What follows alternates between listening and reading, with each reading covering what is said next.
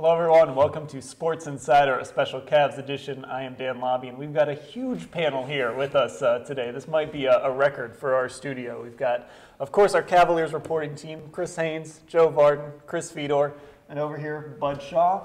We're going to talk all things Cavaliers, losers in the NBA Finals in 6 games to the Golden State Warriors. We're going to look back a little bit on the season that was. We're going to look at some free agency issues, some contract issues, a lot to talk about there, and get you guys on the record early for next season as well. The Cavaliers, the early favorites to win the championship. 75 wins, guys. Mark it down. Oh, boy. There you go. I'm writing it down. I was right wondering now, where you were going to go from 75. your prediction of last year. That's in pen, 75 wins for Chris Fedor.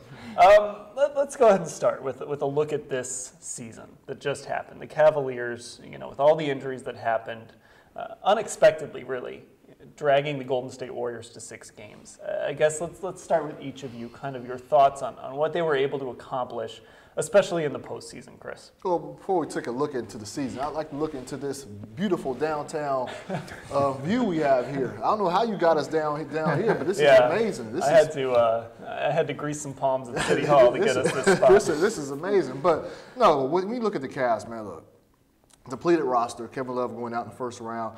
They thought the Chicago Bulls were going to be able to give him a hard time, and they handled them pretty well. Swept the Hawks. Kyrie going down game 1. Nobody expected them even get 2 games at that point. I remember when I picked the Cavs at 6 going in. When Kyrie went out, I'm like, man, Warriors going to take the next 4. It was just I didn't see that. So they showed resolve. They showed perseverance.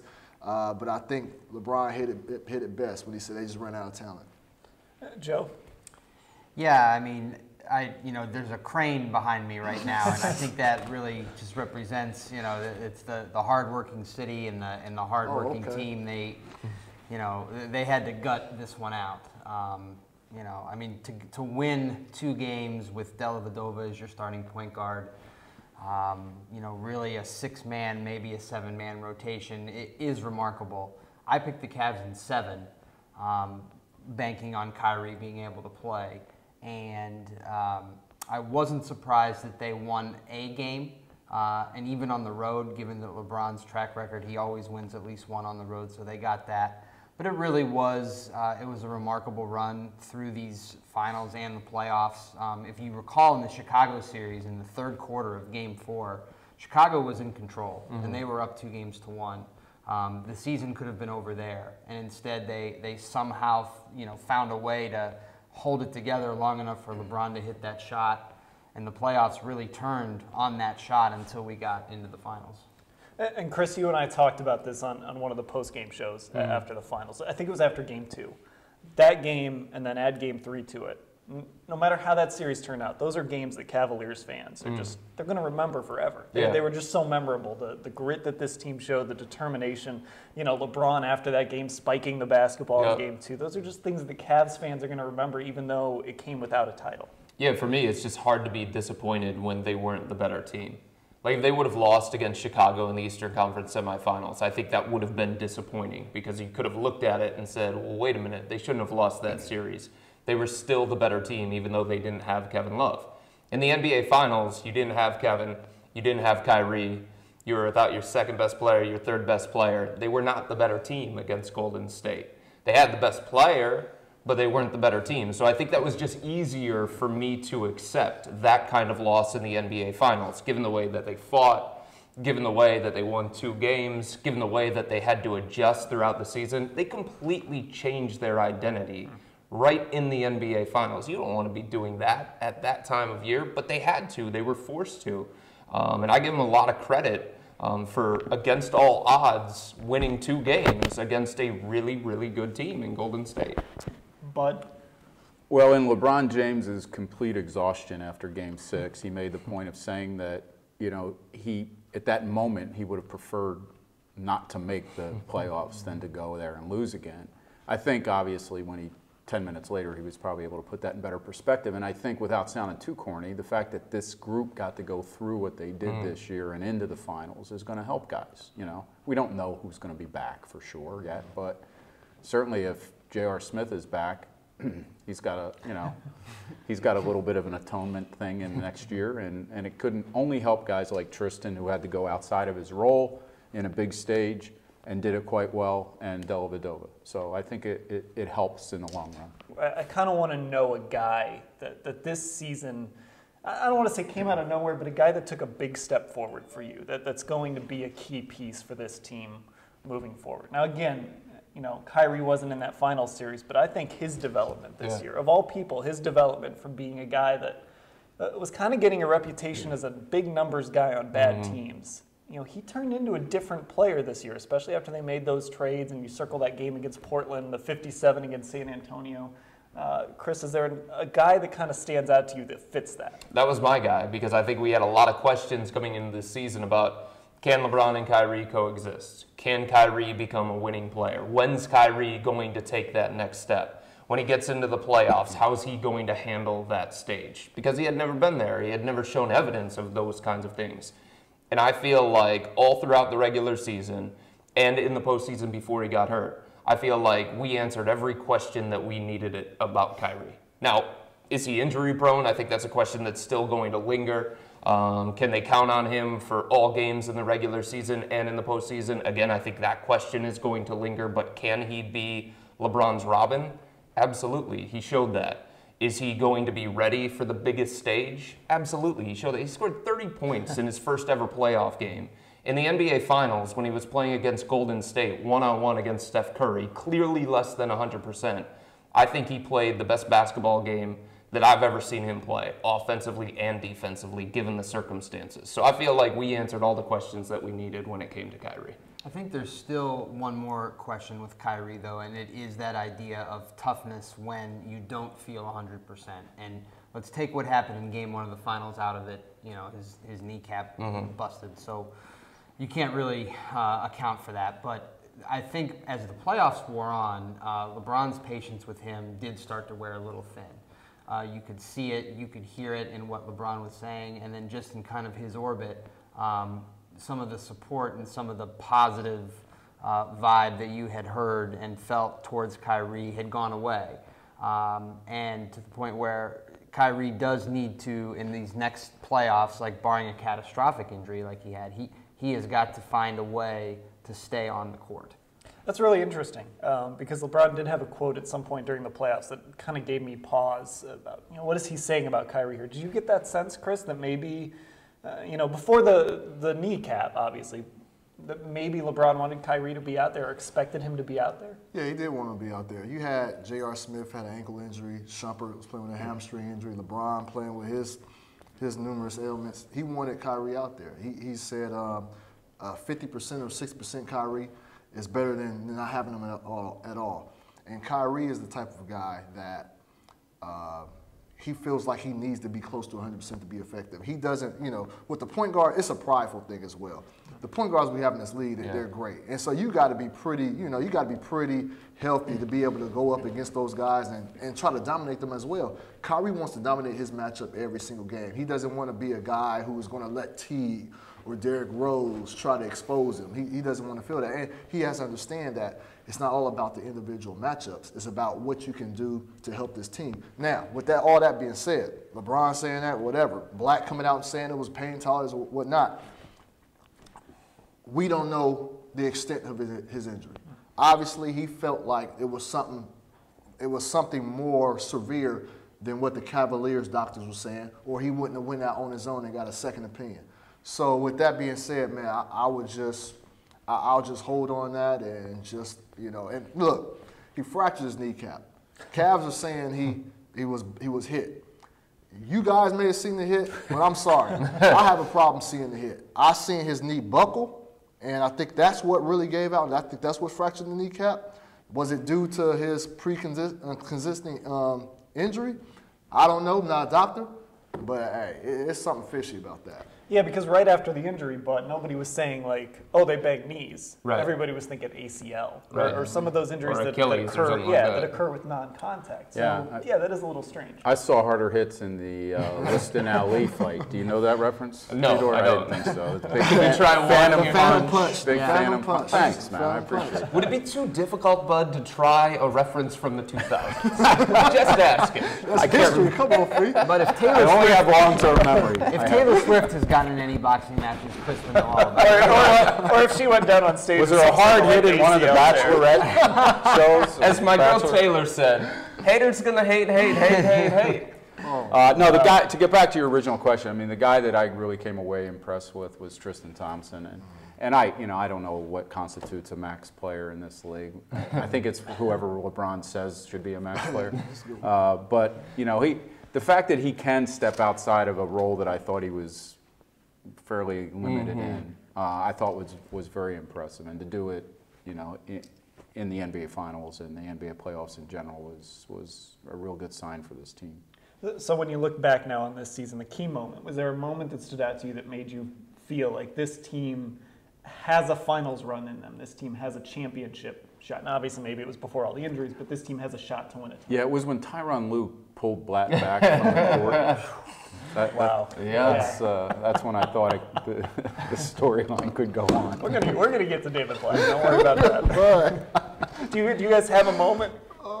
Well, I think there are a bunch, actually. I mean, I think that's the great thing about this season. And when we talk back and we think back on this season, it's going to be a lot of positive things that we're going to talk about. It's not like the shot, the drive, the fumble. It's not that kind of loss in the NBA Finals. Instead, you can reflect back to Kyrie going for 55 when LeBron was sidelined at home against Portland. You can go to Kyrie going for 57 on the road. Yeah. On the road against San Antonio. San Antonio was playing great. You don't do 57 against Greg Popovich and the Spurs.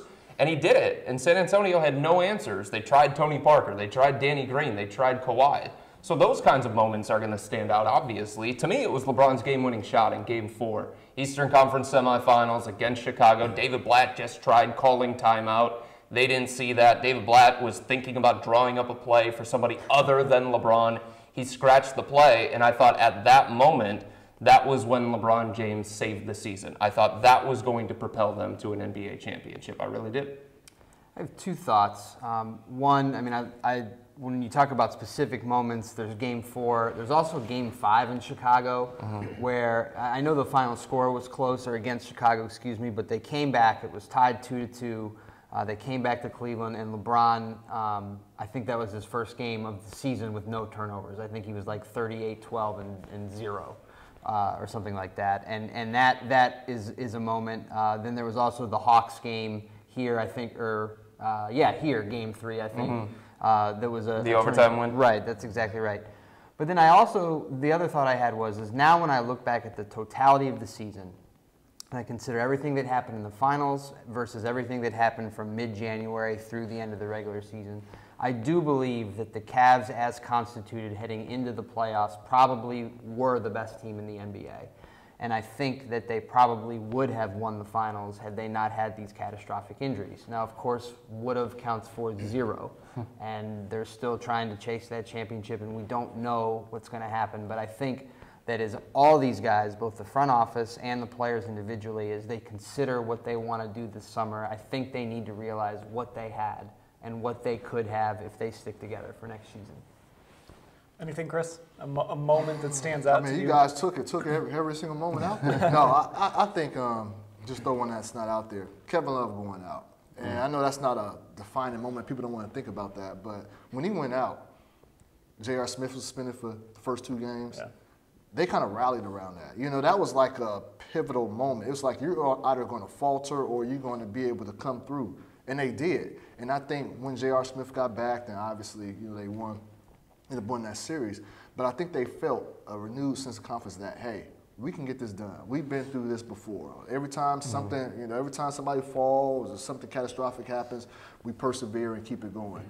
And I think right there is when they start to believe that, hey, there's not going to be anything out there that we're not going to be able to withstand. And there was a situation that came up, as we know, the Blatt thing.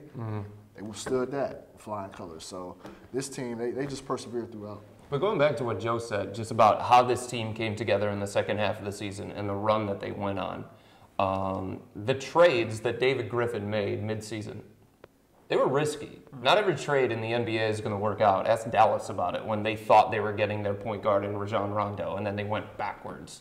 So they were risky to bring on Iman Shumpert, J.R. Smith, and Timofey Mozgov. But that gave this team, to me, a new sense of belief, a new sense of confidence. Like LeBron looked and he was like, wow, we finally have some size here with that big dude over there. And wow, we finally have the shooting that we need in J.R. Smith. And I finally don't have to be the only defender that can go out there on the perimeter and guard the opponent's best player on the perimeter. So I think as much as those trades helped them from a scheme standpoint and a fit standpoint, guys, I think that just helped the overall mentality of the team because LeBron's a smart dude and he's won 2 championships and James Jones is a champion. And everybody knows what it takes to win a title and the kinds of players that you have to have. And I think LeBron and the other players in the locker room before the trades, they were looking around and they were saying, you know what? We're not good enough. We don't have enough to win a championship. And I think the minute that those trades happened, they felt like we do have enough now. Where was the risk at exactly, Fedor? J.R. Smith is a nut. You kidding me? So you saw it in the postseason. Okay, that's fine. But I mean, is he not, or is he an upgrade over Dion Waiters? He was absolutely an upgrade, but teams were shying away from trading for Iman Shumpert because they didn't want to take J.R. Smith. No, I understand. J.R. Smith was a throw-in. Well, he was a throw-in, I understand that, but this is also a guy who had a relationship with LeBron. Without question. And so, but he's also somebody who has known to disrupt locker rooms. But when you talk about a risk, when I think of a risk, I think of this guy as somebody like, we don't know if it's going to be even worse or he's going to make them better. There was no doubt in my mind when he came on this team. It was going to be an upgrade. Team-wise, chemistry-wise, on the court, off the court, it was going to be an upgrade. Right, but at the same time, they also traded their only real trade assets in those deals, so they had to be the right guys. Yeah, I mean, I think at the time, you look back to January 5th, they did trade their only real asset, and they also got 2 players from a team that had 5 wins. Yes. And then on top of that, Iman Shumpert, who at the time was the main guy in the trade, he had a bad shoulder. Yep. So you didn't know what you were going to get from Iman or when he was going to come back. And JR, you know, at least those of us on the outside, we didn't know if you were going to get the Western Conference Sixth Man of the Year from a couple years ago or the guy who was imploding in New York. I mean, he was having his worst season as a pro up until he got to Cleveland. Now, when he got to Cleveland... But hold on, my point is, I don't care, bad shoulder or not, you knew Iman was coming back in a couple of weeks. Imploding JR or not, it was an upgrade over what they had. They had Dion Waiters, which was basically insignificant to this team. LeBron James didn't want him, period. Correct. So if you bring on guys that may be having subpar seasons, but they know that the king wants you, they're going to come in with a totally different mindset. It's a new beginning. I don't care how you guys try to spin it. Sure. I don't care at all, one bit. That was an upgrade. Right. Iman Shumpert, bad show. Look, Iman could have played on the bad shoulder the whole year. It was an upgrade of what Dion Waiters provided. Nobody's saying otherwise. That's what I'm saying. What was the risk? Well, you gave up your own trade assets. I understand, but for LeBron, you're going to have to do things in order to win now to keep this guy happy. Sure. So you're going to have to take those. You got that comes with the territory. You're right, but if they were the wrong guys and you had just given up your only trade assets, then you're sitting there and you're stuck. There's nothing else that you could have done after that. That's all right, Bud. Now I feel like I'm reffing the listening. Just don't be Joey Crawford. Don't tell us to shut up now. Well, let me and please don't be Jason Phillips, who was running down the court. Well, let me ask this. Foul on you. We heard LeBron after Game 6 say, you know, he doesn't think anybody's ever gone to the playoffs after losing 2 All-Stars, and making a good point. But then he also introduced Varejao into it, you know, as a double-double guy that they didn't have. If Varejao doesn't get hurt, do they remake this team at midseason? Well, they were still, I don't think that extreme. They were still looking for a big. They were still a big short. They still make the Mozgov deal if they can? I think so. Yeah, they were looking for they wanted Mozgov for a since while. last summer. Yeah. So no doubt they make that. I mean, if you think about what David Griffin was saying over the summer, it was shortly after LeBron came back and it was shortly after the trade for Kevin Love, he still said, we need a rim protector. And at that point, they had Anderson Varejao. So I think that was something that they were always looking for. Well, I wouldn't want to rain on everybody's non-parade since sorry about that, since there wasn't one. But, you know, in talking about this team next year, I understand the optimism that they should be able to get back to this point. But the guys that were injured this year are guys that have been injured their whole careers. And I think that's the one sort of caveat to all this, you know. Can Varejao stay healthy? Can Kyrie stay healthy? Can Kevin Love, if he comes back? And I was going to ask this: is he going to come back? That's next year. Okay, I don't want to get in the way. I don't want to get in the way. We got to get some meat and potatoes. Hey, how far down is the Kevin Love? Let's roll this conversation forward now. Let's start with Kevin Love. Let's talk. Kevin Love has said the right things. He said he wants to come back. He wrote that big piece before the season started that said he'd mop the floor to win a championship. Is Kevin Love going to come back? Chris, take it away. Look. The reports, the stories that I've written, the interviews that I've had with Kevin Love, he's came and told me that he's coming back. He's going to be a Cavalier. Even told me in January he's going to opt in, which I find ludicrous. He would leave a couple million out there on the table if he did that. But I'm not naive enough to know that just because he's telling me this and I'm writing this, that I believe it. He has never been in a situation where he's been recruited in this league. He wants to have the power of his own future, and he wants to go through that process. Will he come back? Doesn't his shoulder injury help the Cavs here? Why would you say that? Because some team would be going into trying to sign him as a free agent with not as much information as maybe they would want. I get you. I still think the max is going to be there for him regardless. No matter what? Yeah, no matter what. Okay. I think he'll be fine in that regard. But I will say this. He's going to come back if LeBron wants him back. Kevin Love, and I'm just being serious. I'm being real with you guys. Kevin Love is a guy. LeBron likes for players on his team. He wants it to be this family environment. He wants you guys. He wants everybody to hang out. He just wants it to be a real cordial environment. Kevin Love he's an introvert. He doesn't go and try to talk to LeBron. He doesn't go out and try to engage. He's by himself. He leaves the arena with his girlfriend by himself every single time. He's pretty much the last guy to leave every single time.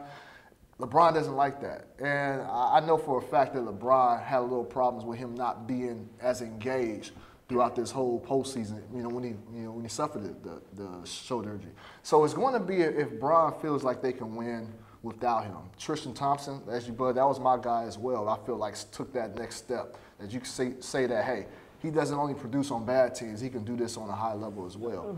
So I think it's up in the air. I think LeBron has a lot to do with what Kevin Love does. But that was a discussion point that came up, Tristan Thompson versus Kevin Love. I mean, those are two totally different players. I mean, this team is completely different if Tristan Thompson is their starting power forward than if Kevin Love is their starting power forward. Because Tristan obviously is a great rebounder. But the guy has better defender. Way better. More versatile, can guard more positions. But he has no post game. Right. He can't shoot. Well, you can make the case that Kevin Love didn't have post-game this year. I guess. You can make that case. Hey, they're totally different players. They're totally different players. And, I think a lot was made of, well, when Kevin Love is going to be out, there's not going to be any spacing on the floor. LeBron's not. Well, LeBron still was able to do his thing. But it's all about a comfort level, man. It's all about comfort. If LeBron feels more comfortable with Tristan on the floor with him, like I said, I think that's going to play a large part, a huge part in what Kevin Love does. What do you think, Joe? Well, I know LeBron has to work a lot harder when Kevin's not on the floor.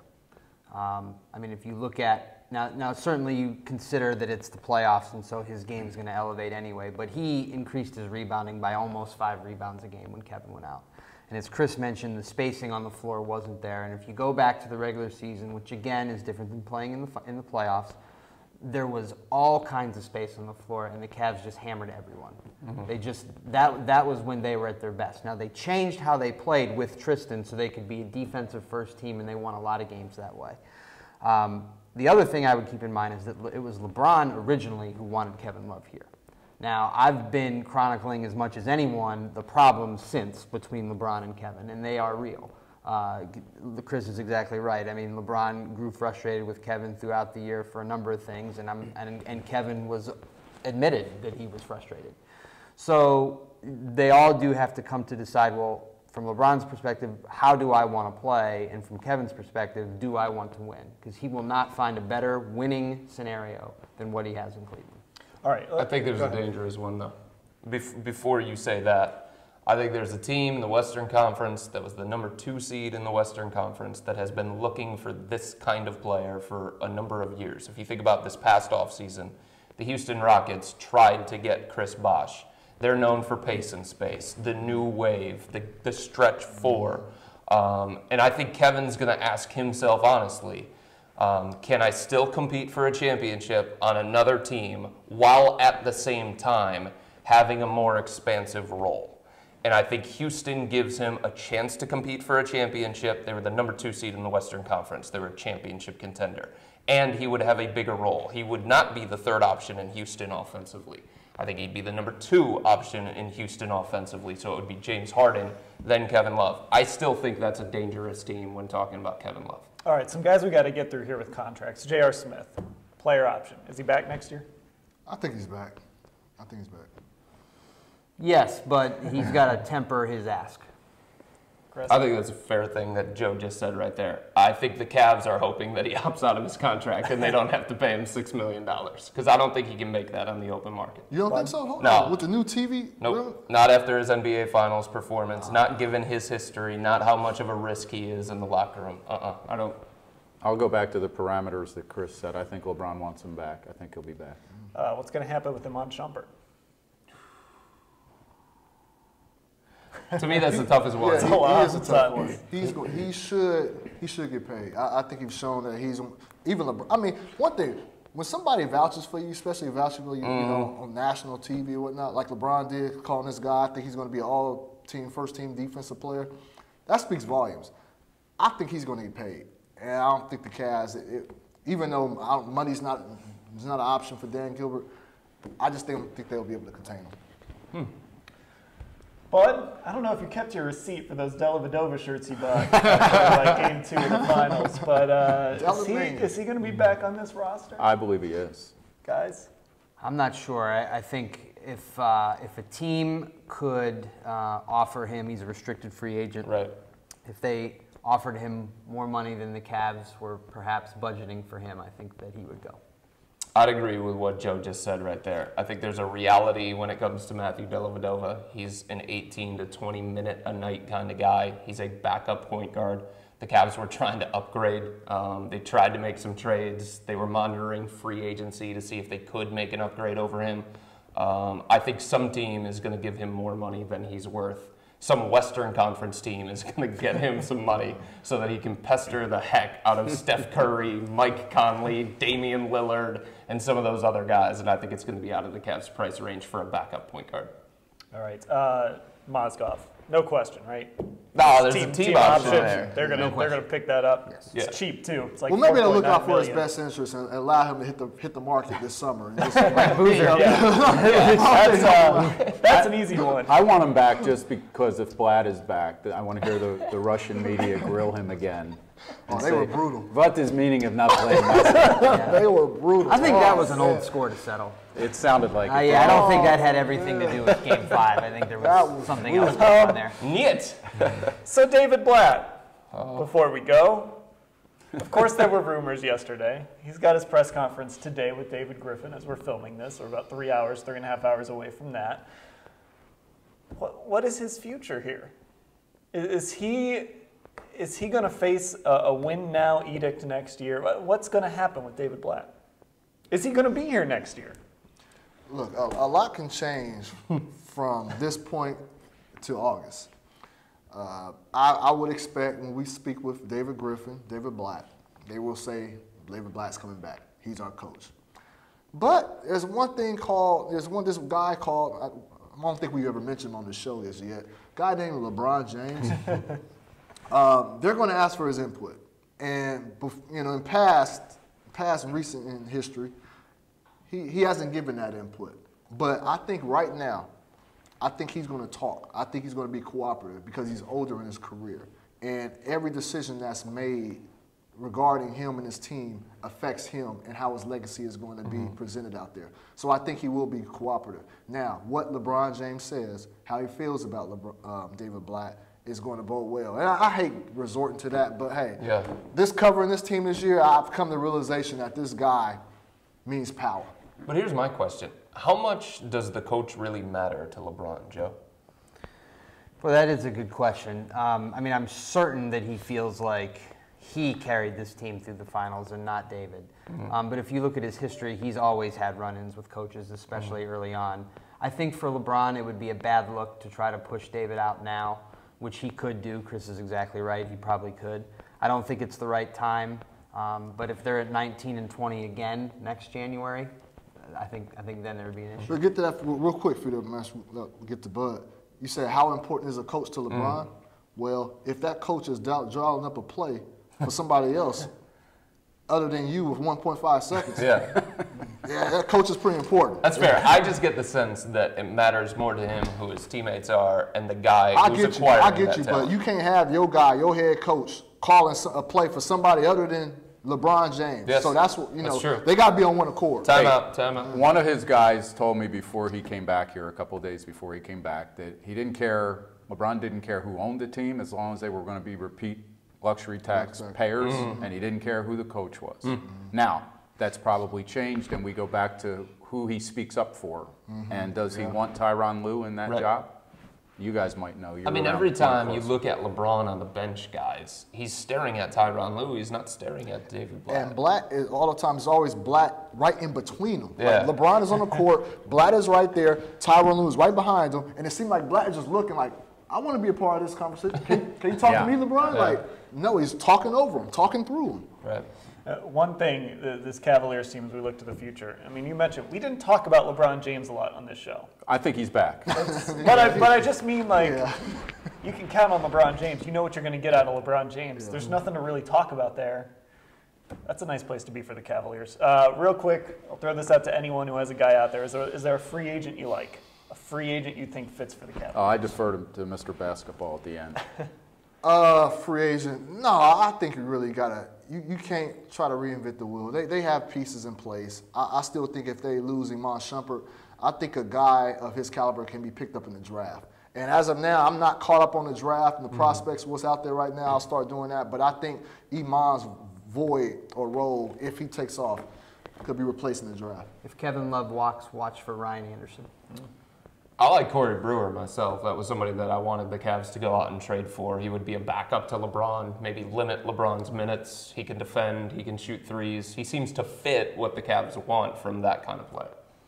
All right, you got it? I'd like to bring Mike Brown back as coach for the fourth. Would it be the fourth time? Dwayne Wade, Bud? Any interest there in Dwayne Wade? All right, so Fedor's got 75 wins and 16-0 through the playoffs next year. Don't take it too seriously. Right, 16-0 Don't blow up the Twitter. in the postseason. They're the title favorite. That's about right. They should at least be the title favorite, right? They should be up there. I don't know about title favorite, but they should be up there. It's nonsensical at this point. The thing I'm so worried about is that LeBron's been to 5 straight finals. It has been decades and decades since anyone's been to 6, so nothing is guaranteed. Wait a minute. Is anybody else going to say, no, they shouldn't be the title favorite? The team that won the freaking championship should be the title favorite. Well, I would have said that, but I thought we were closing up, so that's why I kind of left it open. Okay.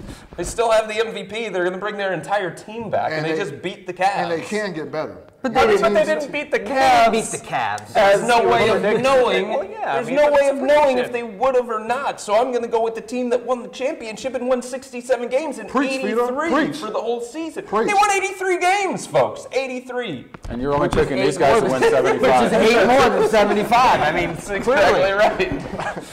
All right, that'll do it for, we probably could have gone 2 hours today talking Cavs here on the show. Bud Shaw, Chris Haynes, Joe Vardon, Chris Fedor. I'm Dan Labbe. Thanks for watching.